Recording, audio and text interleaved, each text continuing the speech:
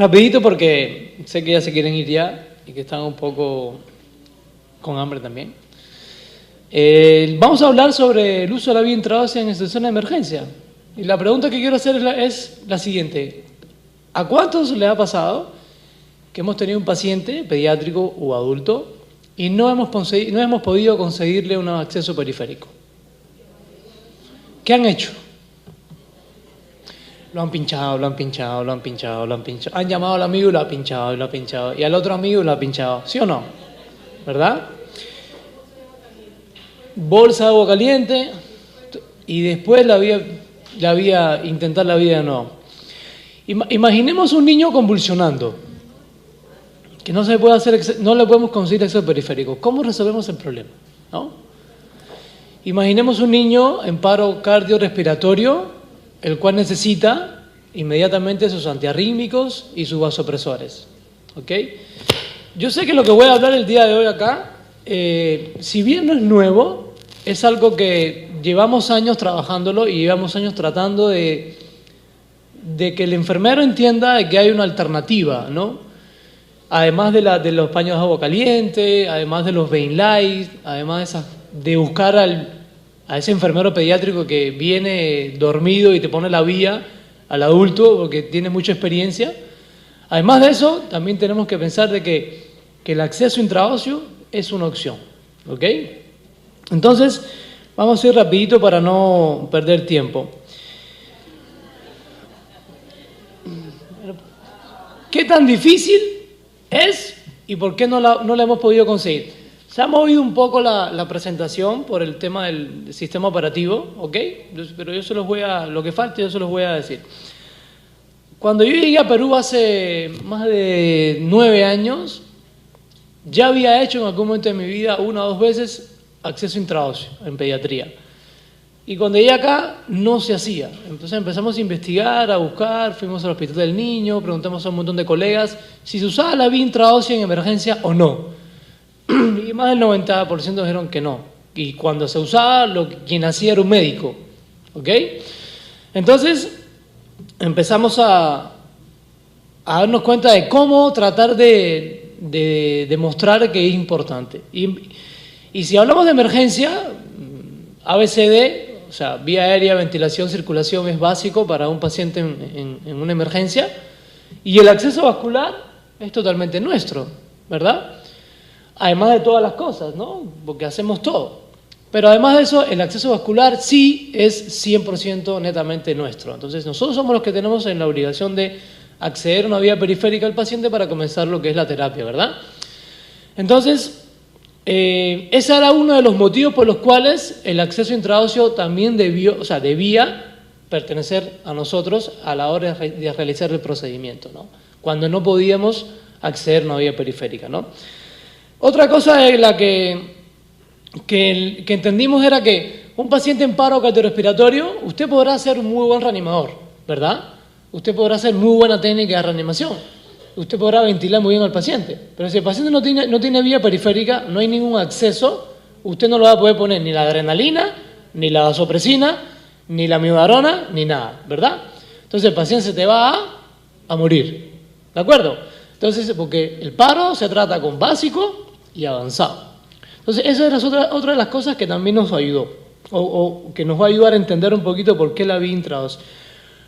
¿Por qué en el hueso? A veces uno dice, vía intraósea, uy, como que te asusta, ¿no? Entonces, ¿por qué en el hueso? Y cuando empezamos a trabajar en esto, a hacer práctica, nos dimos cuenta que el hueso es una vía que no colapsa.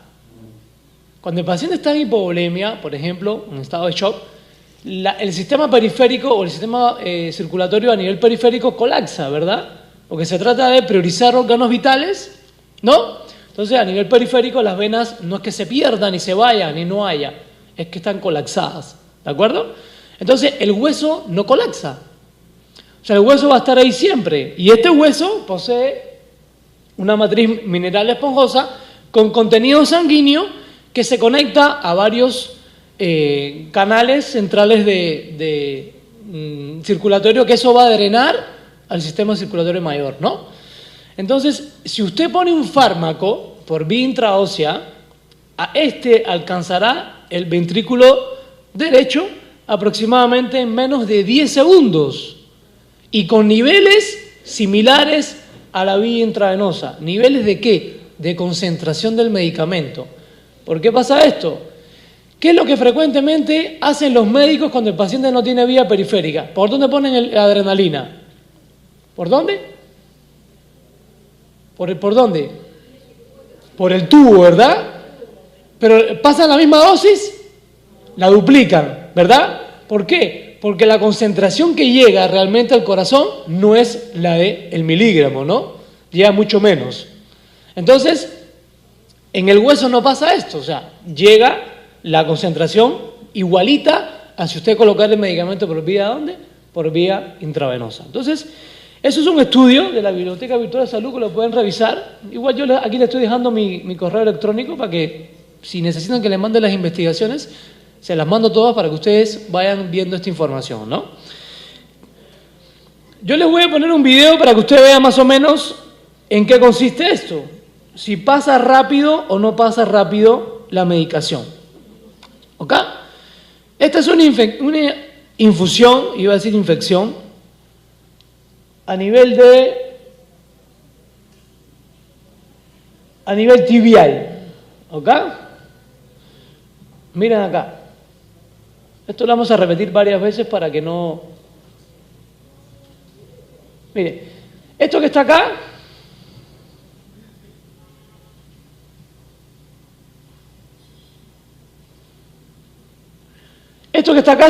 es el dispositivo que está a nivel intraóseo, ¿lo ven? Y está la jeringa ¿con qué? Con el contraste. ¿Ven lo rápido que se absorbe, que el medicamento está a nivel central? ¿Lo ven? Aquí está el dispositivo colocado. O sea, en menos de 10 segundos, esto es a nivel tibial, a nivel de la tibia. ¿Ok? Entonces, el medicamento por esa vía, en menos de 10 segundos, ¿ya está ¿dónde? A nivel del ventrículo. Eso es a nivel tibial, la tibia está mucho más lejos que cosa, que a nivel humeral. O sea, a nivel del húmero, que es otra de las situaciones. Acá está el corazón, miren la medicación como... ¿Lo ven? ¿Ok? Se empieza a colocar el contraste, inmediatamente ya está ¿dónde? A nivel de aurícula derecha y ventrículo derecho. ¿Lo ven? Entonces, es una de las cosas que ya rompemos, uno de los mitos que rompemos, o sea, que el medicamento sí llega, en verdad, en ese tiempo, ¿a dónde? A nivel. Hay un poco de historia de esto que se las dejo para que ustedes la puedan revisar más tarde. La vía intraósea nunca se usó y cuando cuando estudiaba, uno sabía que los medulogramas sacaban sangre a nivel de esternón para ver si había algún tipo de afectación hemolinfopoyética, etcétera, ¿no? Entonces, se fue perdiendo un poco el uso. A nivel del año 60 empiezan a aparecer los catéteres periféricos, los plásticos, que cuando aquello apareció fue un cambio también, ¿no? Porque yo, no desgraciadamente, sino estudié, me formé a los 5 años y trabajé mucho tiempo con las agujas y con las jeringas de vidrio, ¿no? Y yo canalizaba venas con agujas y yo la ponía acá, me acuerdo, en la mediana cubital, y todas venían abajo con la férula para que no moviera. Y uno le decía al paciente, cuídame esa venita que es la única que tienes, por favor. Y si el paciente se movía un poco en la madrugada, aquello fue. Al otro día te levantabas y el paciente estaba con flebitis o ya estaba trasvasado. Entonces, cuando llegaron los catéteres periféricos, que fue un escándalo, ¿no? Yo creo que ustedes lo conocen más que yo. Con plástico en la vena, ¿qué cosa es eso? ¿Cómo es posible? Y hoy en día no se usa aguja de metal para nada, a no ser las alitas o el scalp pen, como le dicen, ¿no? Pero miren cómo ha cambiado. Es un tema de ir conociendo, de ir viendo que una cosa en verdad me da beneficio. ¿Sabes qué es lo que es enfermería basada en la evidencia? Sí, esto me da beneficio, pues listo, usémoslo, ¿no? Entonces, en el año 70 resurgió como acceso vascular, pero en pediatría. En pediatría sí resurgió. Actualmente la vía intraósea la recomienda a todo el mundo. O sea, ustedes pueden leer la última, la guía de la AJA 2005, que lo van a encontrar. La van a encontrar en la última edición del PHTLS, que es un libro de trauma, la van a encontrar. La van a encontrar con hoy que estamos también enfrascados en lo que es la taxonomía de Nanda Nignov, lo van a encontrar como intervención de enfermería. Lo van a encontrar en los libros de trauma, en los libros de pediatría, en todos van a encontrar el uso de la vía intraósea.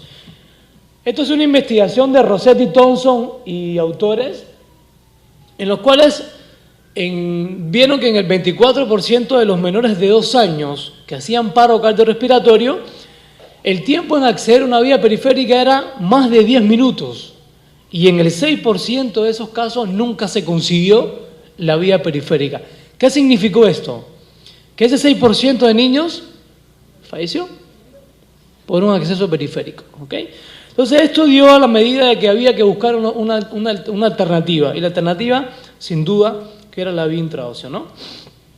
Esto es otra investigación, me lo pueden revisar, que se usaron muchísimas sistemas intraóseos, se usó el ALITA, como ustedes conocen, la aguja intramuscular, la aguja Cook, que es un sistema, el BIC, el FAST-1, una aguja de aspiración de médula ósea tipo Hanchidi y la aguja Surfast, y en todas, o sea, como ustedes pueden observar, el tiempo de inserción en todas fue menos de 1 minuto. Yo les digo sinceramente, enfermeros y colegas nuestros, ¿nos demoramos menos de 1 minuto en acceder a una vía periférica? Tiene que llegar un paciente con una vena grosor, ¿sí? No, ¿verdad? Y a veces uno se mueve tan nervioso que pincha y se va, ¿verdad? Pero nos demoramos menos de 1 minuto, nos demoramos más de 1 minuto en lo que le ponemos la ligadura, la típica, porque siempre hay que hacer esto. Y uno limpia, y después de limpia, vuelve a palpar, ¿no? Vuelve a limpiar y vuelve a palpar, ¿no? Y cuando ya la tiene ahí, la toca de nuevo y vuelve a limpiar, ¿no? Y cuando no puede, ¿qué hace? Llama al colega después que le ha dado 10 pinchazos. Porque mentira, el orgullo tuyo nunca se te va a ir ahí al piso, ¿verdad? Entonces, bueno, lo ha masacrado. Mi difunta madre era asmática y era la que le daban 20, 25, 30 pinchazos, porque era obesa, ¿no? Era gordita, y no era que no tuviese venas, sino que como tenía mucho tejido adiposo, no le podía. Entonces yo se la ponía con aguja de insulina, a veces acá, a veces en el pie, y cuando iba a las emergencias, la masacraba. O sea, era así, literalmente masacrada. Entonces, nos pasa esto. Eso nos pasa con frecuencia y no es malo, o sea, pero tenemos que tener algún tipo de protocolo que nos ayude a cambiar un poco el paradigma este. Bueno, hay que tener cuidado con eso también, ¿no? Bien, ¿cuándo usar una vía intraósea? Bueno, emergencias, paro cardiorrespiratorio, paciente politraumatizado, paciente intoxicado, paciente quemado, por ejemplo, paciente que en caumatología es fundamental, si el paciente no tiene vía periférica, colocarle esto. Pacientes deshidratados, pacientes con cualquier paciente que la vida del paciente dependa de una vía periférica, yo le pongo la vía intraósea. ¿Queda claro eso? Porque dice, bueno, ¿y qué? Si yo tengo un paciente que me hizo una anafilaxia porque está comiendo, o sea, se comió una ronda de ceviche con tantas cosas, y me está haciendo un edema de la glotis, y yo no le puedo poner una vía periférica, si tengo un dispositivo intraóseo, se lo pongo. Si no tengo estas cosas de adrenalina, de las pistolitas, se lo coloco. O sea, no ir al extremo, pero saber que si la vida del paciente depende de que hay que colocarle un medicamento o hay que infundirle volumen o lo que sea, yo tengo que pensar en una vía intraósea. Con más frecuencia estas situaciones que la vemos a diario, el paro cardiorrespiratorio, el politraumatizado, esas cosas que sí son del día a día, ¿no? En pediatría, ¿cuál es el protocolo? Y hablo de protocolo porque nosotros nos pasa mucho que, a pesar de que nos dicen que este es el protocolo, nosotros no cumplimos con el protocolo. ¿Ok? Y lo bueno de emergencia, y por eso tanto que me gusta esta especialidad, es que estamos protocolizados. O sea, si el paciente está en paro, ¿qué tienes que hacer? Pedir ayuda, ¿verdad? Evaluar al paciente. Si no está respirando, o sea, empezamos con la pulso. Si no hay pulso, empezamos con la RCP. O sea, vamos por un camino, ¿verdad? Entonces, acá sería igual. Pero chocamos un poco con el paradigma, chocamos un poco con la idiosincrasia. La guía te dice, o el protocolo te dice, si tú tienes un niño de 3 años al cual no le puedes acceder a una vía periférica, lo has pinchado 3 veces o ha pasado 1 minuto y medio, deberías de pensar en una vía intraósea. Pero eso no se cumple, porque nosotros, es lo que le digo, le damos, lo pinchamos. Y cuando ya no podemos más, llamamos al enfermero de pediatría para que venga a pinchar al paciente. Porque es el más diestro, o sea, el que más sabe, el que más experiencia tiene, más práctico, ¿no? Entonces, violamos el protocolo. Entonces, ¿por qué? Porque la condición del niño no te la merita. No, está deshidratado. Puede esperar un poquito, no se va a morir, ¿no? Pero ¿qué pasaría con un paciente en paro cardiorrespiratorio? Y ustedes saben los tiempos del paro. Ustedes saben el tiempo de recuperación. Ese paciente, a veces, acá en el Perú, no tenemos una respuesta inmediata a las emergencias. O sea, el paciente hace un paro y la ambulancia va a llegar a los 10, 15, cuidado, 90 minutos. Cuando te llega la emergencia, quizás ha pasado media hora. Y quizás esa media hora el paciente ni siquiera ha recibido una compresión torácica. Entonces, la probabilidad de sobrevida es muy ínfima. Entonces, si tú lo pinchas una vez, y lo pinchas 2 veces, y lo pinchas 10 veces, estás demorando, o sea, estás alargando ese proceso de recuperación del mismo paciente. Entonces, evaluemos eso. Si tenemos un paciente en paro cardiorrespiratorio, y lo pinchamos una vez, 2 veces, no hay vía, ponle una vía intraósea. Y por ahí le pones la adrenalina, le pones la vasopresina, y el paciente va a ir mejorando su cuadro, si lo tiene que mejorar, porque a veces no todo el paciente va a salir del paro, ¿no? Entonces, ese es el protocolo, o sea, no ser muy estricto, y ser un poco flexible con esto, Aquí el paciente le doy 5 pinchazos, aquí no se lo voy a dar, ¿no? O sea, eso lo tengo que evaluar yo como enfermero, o sea, es mi juicio, ¿okay? Es mi diagnóstico de enfermería lo que voy a hacer yo, ¿no? Entonces, eso es en caso de pediatría. En caso de adultos, en adultos lo tenemos muy claro. La guía 2005 lo dice, se prefiere la administración de fármacos por vía vascular, intravenosa o intraóseo a la vía endotraqueal. ¿Por qué razón? Porque todavía tenemos la cultura de que le pasamos la adrenalina por el tubo al paciente. Y hay muchos casos, según la investigación de la AJA, que demostraron de que más que vasopresión, lo que genera es el efecto inverso. Entonces, yo no quiero eso, yo quiero que haya vasopresión. Y la concentración de la adrenalina no te va a llegar a lo que debe ser tu dosis para ese paciente en paro. Entonces, está demostrado que por el tubo sería la última opción, si no tengo nada. ¿Ok? Eso se demostró en el 2005 y en el 2010 se volvió a repetir de nuevo. Usemos la vía intraósea, ahí está. Tratamiento farmacológico, vía de acceso intravenosa / y o intraósea. Eso está en todos los protocolos de la AJA, ¿verdad? Eso es lo que tenemos que nosotros ir repitiendo e ir realizando, ¿no? A nivel de clínica, a nivel de trauma, yo les hablaba de lo que era la 7ª edición del PHTLS, el libro de trauma, que te lo dice también. Si no hay posibilidades de un acceso periférico a un paciente que ha recibido un disparo de arma de fuego y ha estado sangrando 10 minutos, y cuando tú lo llegas y lo encuentras con un shock hipovolémico, no le vas a acceder a vía periférica. Tampoco lo puedes hidratar por una vía central. Tienes que poner una vía intraósea. ¿Ok? Eso es lo que tenemos que empezar a realizar. Y la NANDA, o sea, con la intervención de enfermería 2303, que te dice qué es la administración de medicación intraósea y qué te dice, te define, es la inserción de una aguja a través del hueso en la médula con el fin de administrarle medicación. En un corto periodo de tiempo mínimo, la literatura te dice que la aguja puede estar en el hueso hasta 48 horas. Hasta 48 horas. La recomendación en la práctica, ¿cuál es? Cuando ya el paciente se estabilizó, mejoró volemia, sácale y ponle una vía central o una periférica. Al final, todos, si quedan en UCI, van a terminar con una vía central. ¿De acuerdo? ¿Por qué? Porque a partir de las 48 horas, el proceso de se empieza a cerrar ese orificio que se abrió en el hueso, empieza a generarse la osteogénesis ahí y se va a formar huesito, o sea, ahí huesito, y lo que va es a dejar la aguja sin poder posibilidad de sacarla. Entonces, 24, 48 horas, lo mínimo necesario, ¿de acuerdo? Dispositivos que hay, estos que están acá. Esto es una aguja manual, esto es un dispositivo que es una especie de taladro, este es el Fast One que se usa a nivel medular, que este está descontinuado ya, lo usaban más que todo a nivel de guerra, y este es el dispositivo de punción intraósea. ¿Ok?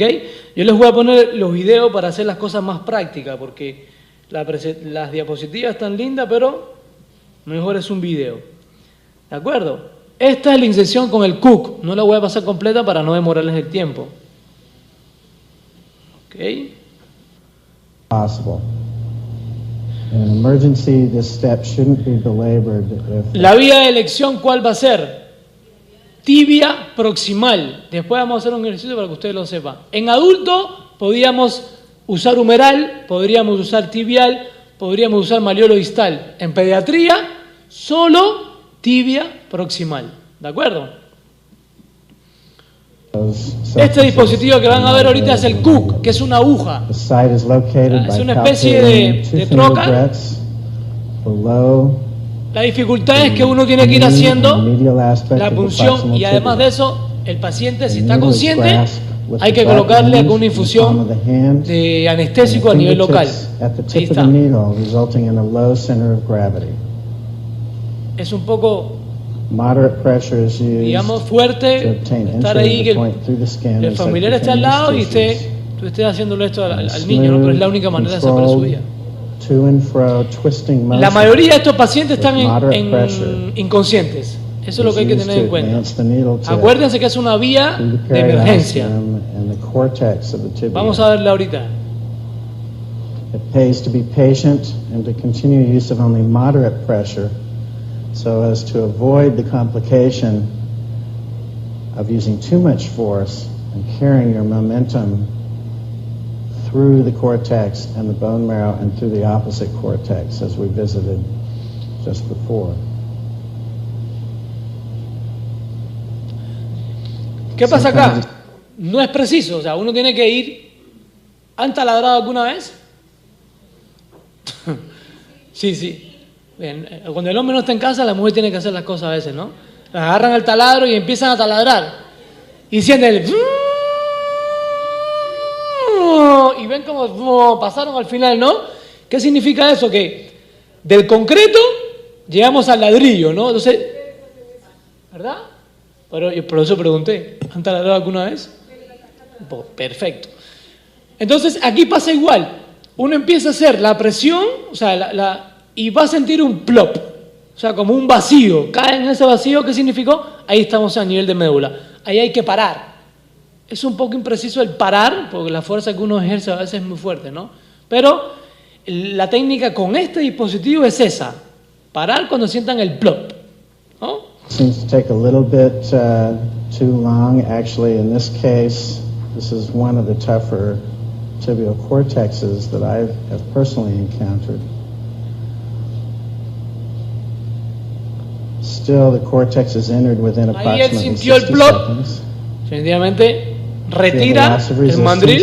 And the needle stands on its own as a nail in a board. Unscrew the stylet with a counterclockwise twisting motion. Y conecta lo que es el sistema de... And attach your primed IV tubing. Vamos a ver. Again, this is preferable to attaching your syringe directly. Normalmente no puede haber un retorno como en la vena porque no hay presión, ¿de acuerdo? Pero a la hora de aspirar, sí va a haber retorno. ¿De acuerdo? Eso es lo que me indica a mí que yo estoy en médula, ¿no? Y ahí lo que sigue es lo de siempre, ¿no? O sea, limpiar con solución salina y comenzar lo que es la colocación de medicamentos o la hidratación del paciente. ¿De acuerdo? Ese es el sistema Z, Cook Z, que es un sistema un poquito más... esto es una de las prácticas que nosotros hacemos, claro, como nunca hay voluntarios en los talleres, lo único que buscamos es una pierna de pollo.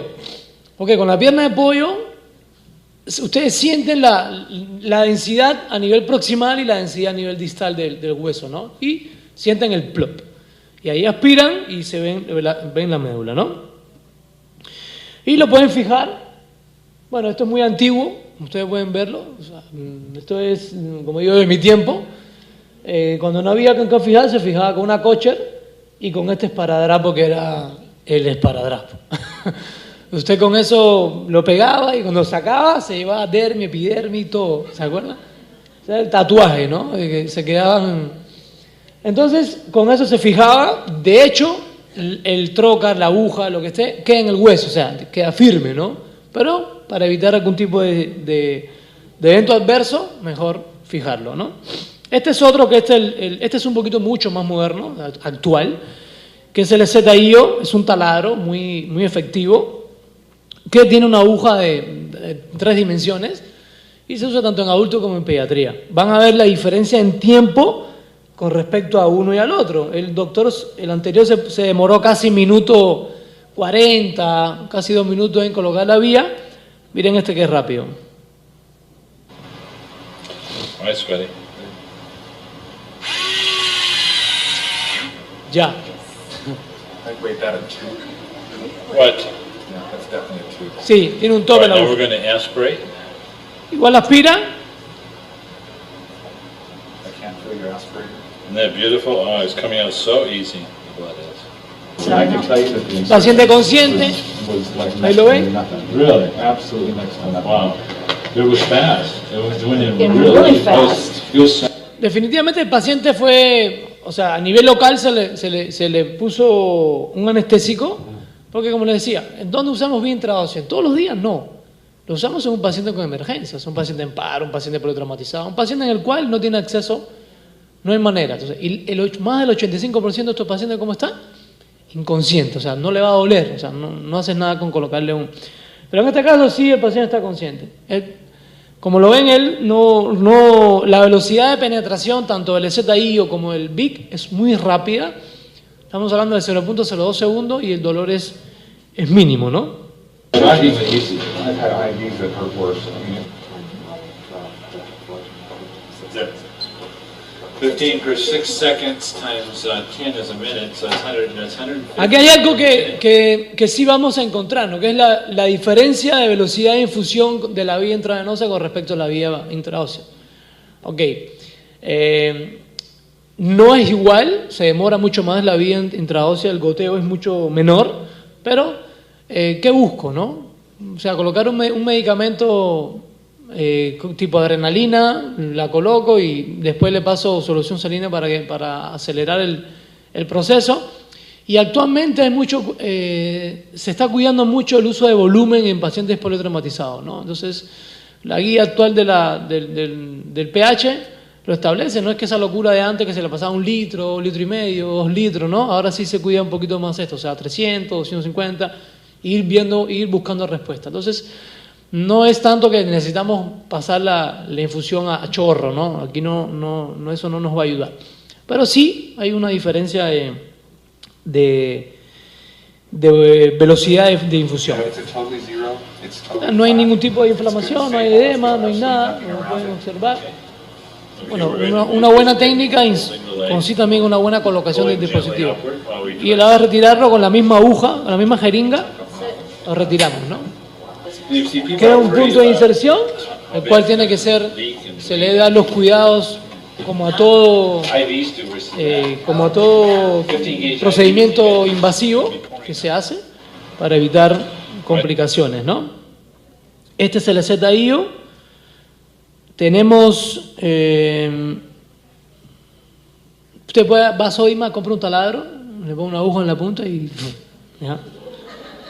El Fast One, que le decía que era un dispositivo external, que este dispositivo se usaba más que todo a nivel de conflictos bélicos, ¿no? Los soldados, los marines, los infantes de marina estadounidenses lo tenían dentro de su kit. Y bueno, parte del mismo principio, ¿no? Acceder rápidamente a esto, ¿no?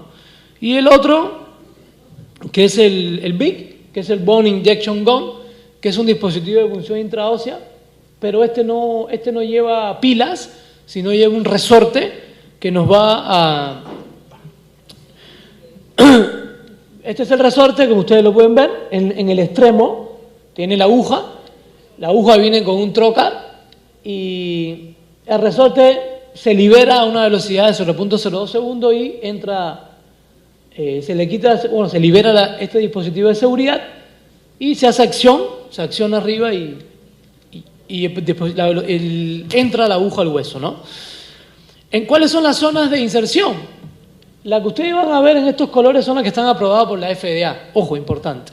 Estas dos aún no están aprobadas, pero están en proceso de aprobación. Igual, si yo tengo tibia, ¿para qué voy a usar malleolo, no? Y si tengo húmero, ¿para qué voy a usar tibia proximal? Pero puedo tener la situación de encontrarme una celulitis a esta zona y no poder usarla, ¿no? O una operación, o una herida, cualquier cosa, ¿no? Pero este sería el sitio de punción. Para adultos, vamos a empezar con pediatría. Para pediatría, ¿cuál es el sitio de punción?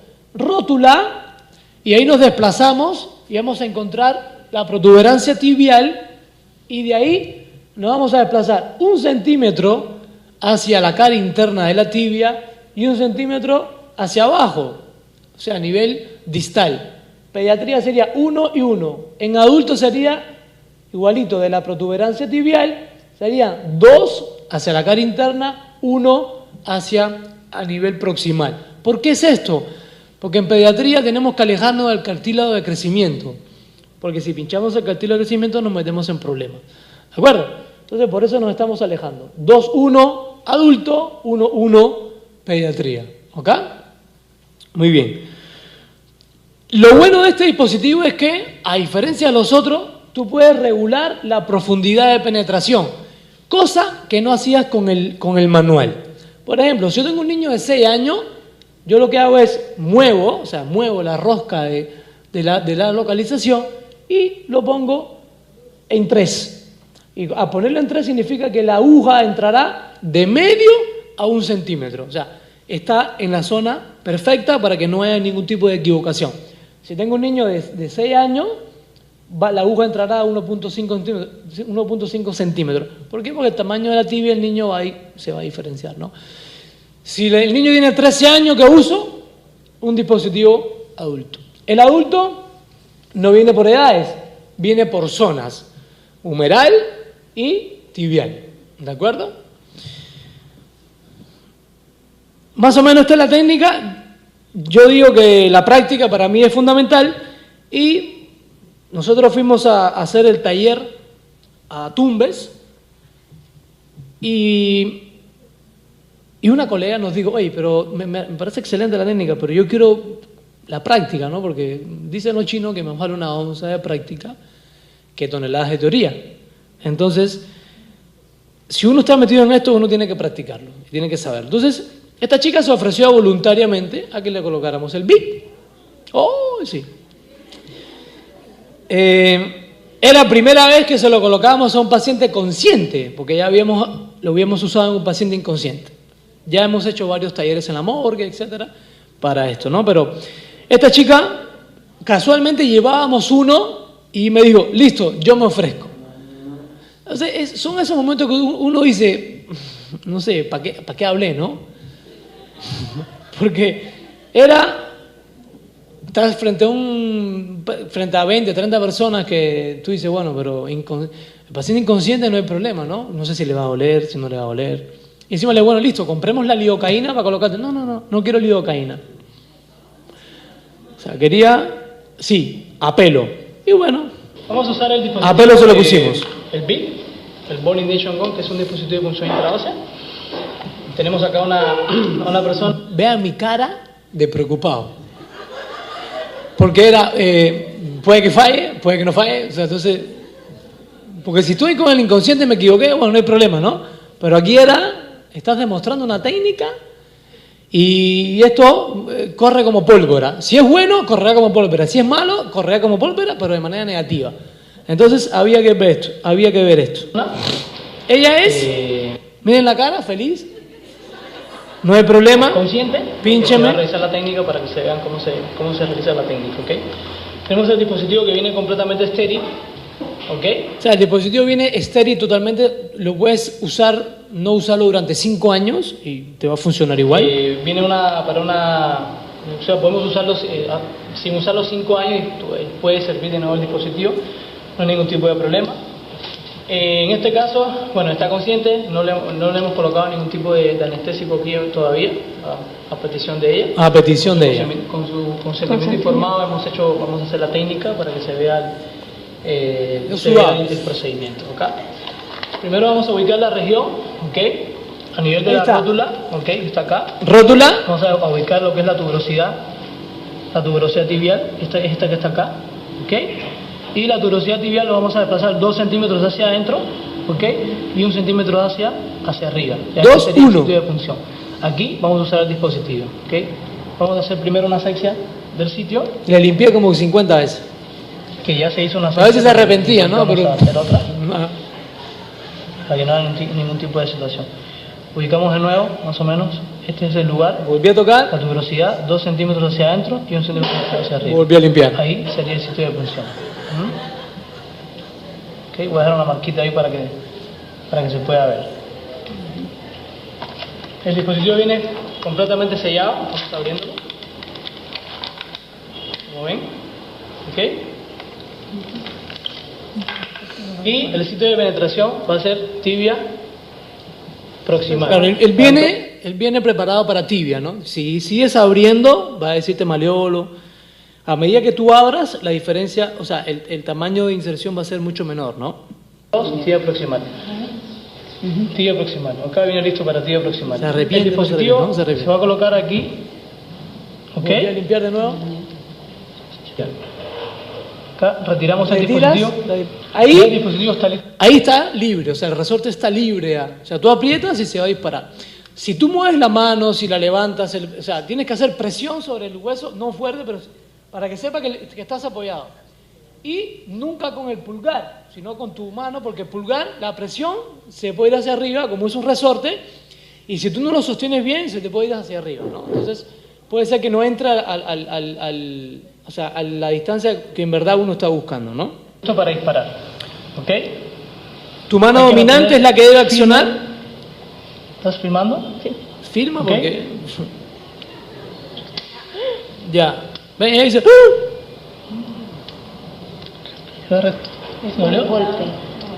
Ahí empezó un poco la preocupación, ¿no?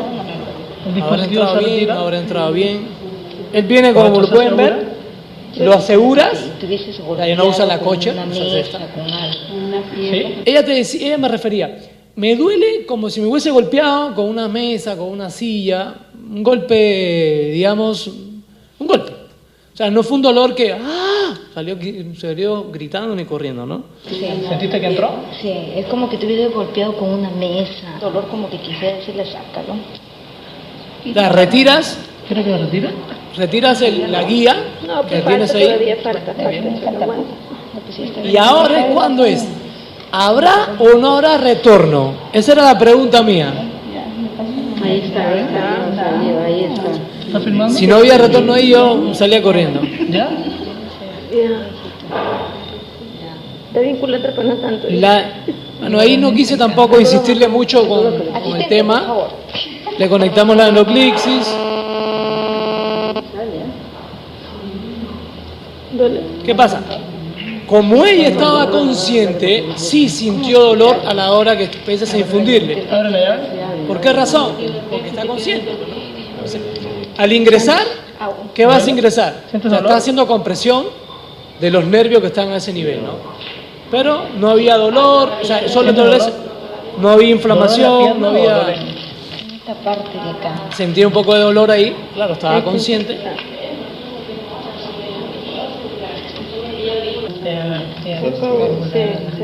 No, o sea, está adentro. Lo que él está a la distancia, él está a la distancia que requiere, no está ningún problema. No, está ahí. y con la misma lengüeta de seguridad lo retiras.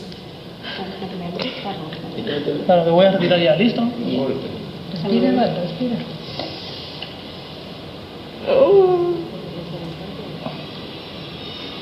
Y tranquilo, estás bien todavía. Eso sí,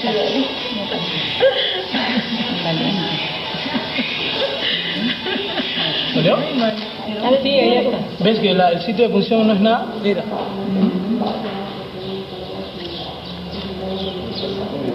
Bueno, después de eso, la llamé a la siguiente semana, la volví a llamar de nuevo, la llamé al mes y me decía, ya no me llames más porque mi esposo está que me pregunta por qué llamas tanto. Pero bueno, ¿cuál era mi objetivo? Ver que no hubiese ningún tipo de complicación. Y como todo procedimiento, tiene que tener complicaciones y tiene que tener contraindicaciones. Hay algunas cosas, bueno, esto lo hemos conversado ya, o sea, no usar el pulgar, no golpear la parte del big por encima. Ventajas de una vía intraósea. Tengo una infusión establecida en menos de 1 minuto, cosa que no tenemos con la periférica. Ojo, yo no estoy diciendo que tenemos que usar intraósea a partir de ahora, eso nunca va a ser así. O sea, yo voy a seguir usando periférica toda mi vida. Ahora, el día que no pueda usar la periférica por X motivo, voy a tener mi comodín. ¿Cuál es mi comodín? Agarrar y ponerle a un paciente una vía intraósea. Quizás no tengo el dispositivo, tengo un médico acá, colega, que lo hemos puesto con aguja 18. O sea, para que no haya... No, este no es. Con aguja 18. La opción es que, bueno, es mucho más complicado. La aguja 18 no es un dispositivo intraóseo, pero, o sea, tenemos que intentar todas las opciones. Entonces, la aguja tiene bisel, el bisel se me va a doblar, la aguja se me va a llenar de materia ósea, entonces tengo que hacer varias opciones. Lo que queda es eso, hacer presión, hacer presión, hacer presión, hacer presión, hasta que la aguja ingrese.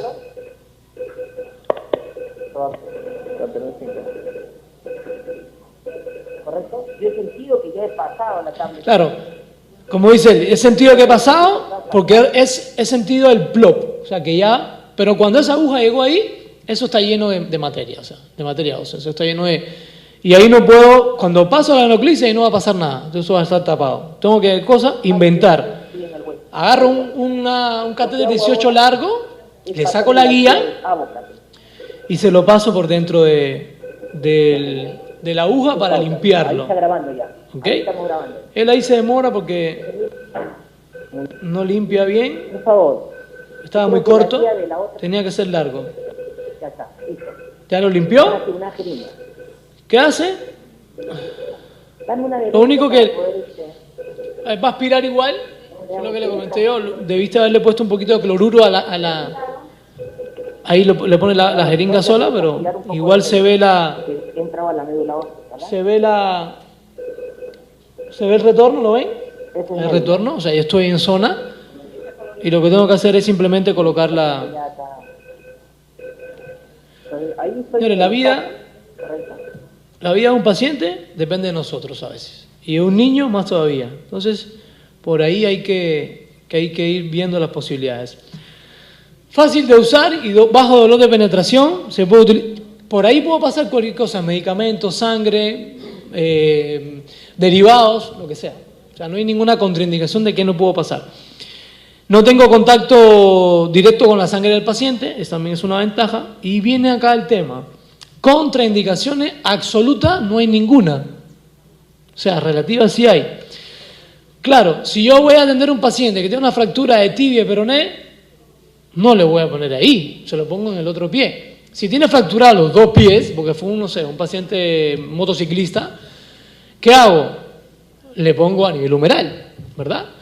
Si tengo un intento fallido de punción, ahí no debería puncionar de nuevo.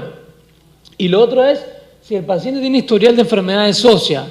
Los pacientes cuando vienen en emergencia no tienen con un papel que dice tengo osteoporosis. Esto se llama riesgo-beneficio, ¿de acuerdo? O sea, Si, es como la embarazada en paro cardiorrespiratorio. ¿La desfibrilo o no la desfibrilo? La tengo que desfibrilar. Si está fibrilando, la tengo que desfibrilar. ¿Ok? Porque si no la desfibrilo, se me va a morir ella y el niño, ¿no? Entonces, ahí viene esto acá. El paciente que yo recojo en la calle no tiene como historial de enfermedades óseas. Yo le coloco la vía intraósea y si después hay alguna complicación, los tendré que asumir y tendré que manejarla para que no haya ningún tipo de problema. ¿Qué no hago también? ¿O dónde no pongo? Si hay una celulitis, hay una herida en la zona de punción. No. O sea, busco la alternativa. Complicaciones son muy bajas. ¿Ok? El porcentaje es casi 1% de complicación. ¿Ok? ¿Qué puede haber? Celulitis en la zona, con o sin osteomelitis. La osteomelitis es una de las complicaciones, pero la osteomelitis la resuelvo con antibiótico terapia. Ojo, el paciente no se me va a morir por una osteomelitis, ¿no? Yo tengo que saber qué procedimiento estoy haciendo, qué me puede traer consigo y tener la resolución de lo que me puede traer consigo. ¿Ok? No es que estoy haciendo tal cosa, bueno, ya, osteomelitis y después resolveré. No. O sea, inmediatamente si se le puso una vía intraósea a ese paciente además de su tratamiento tiene que tener también una carga de antibiótico terapia para evitar que después se le pueda hacer una complicación.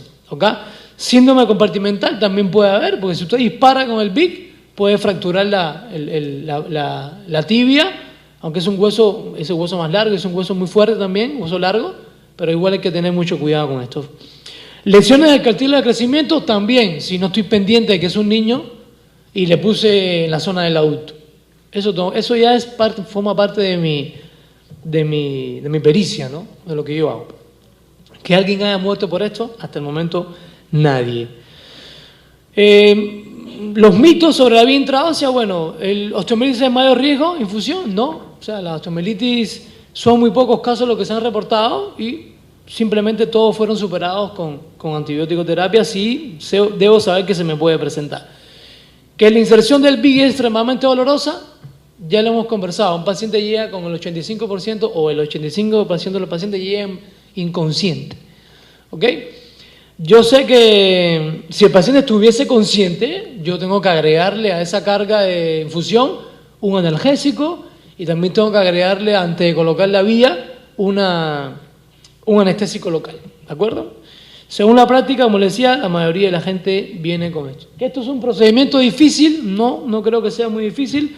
Simplemente con un pequeño taller de 1, 2, 3 horas, todo el personal, más que todo el enfermero, logra alcanzar esto.